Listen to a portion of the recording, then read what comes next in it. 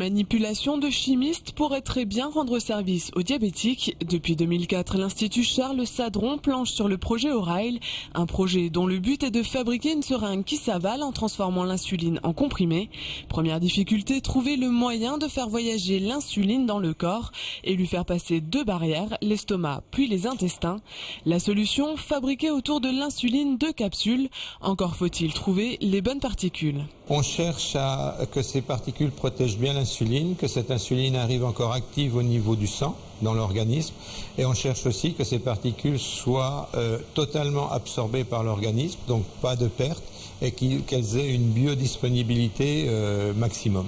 Deuxième étape, tester ces particules qui véhiculent l'insuline. C'est la mission du Centre européen du diabète qui procède en 2 temps. Alors on passe en amont par des études, ce qu'on appelle in vitro, c'est-à-dire qu'on essaie de voir sur des modèles de culture cellulaire, des modèles d'épithélium intestinal, de voir si l'insuline qui a été développée par l'Institut Charles Sadron passe cette barrière intestinale.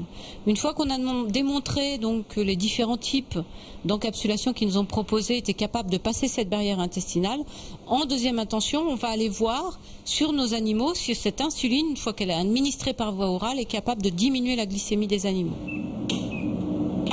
Le système fonctionne et diminue effectivement la glycémie des petits animaux, mais le format de cette insuline a tout de même ses limites. Le risque qu'il y a, c'est de voir apparaître à long terme des complications liées à ce format qui ne sont évidemment pas des complications qu'on souhaiterait voir développer. Alors on va étudier notamment la possibilité qu'a ces petits systèmes nanoparticulaires de former des agglomérats ou de déclencher des inflammations, notamment au niveau de l'intestin chez le patient, étant donné les modalités de passage. Le problème qu'il y a aujourd'hui et qui n'est pas anodin par contre dans l'administration par voie orale d'insuline, c'est qu'on aura du mal à rendre l'insuline rapide.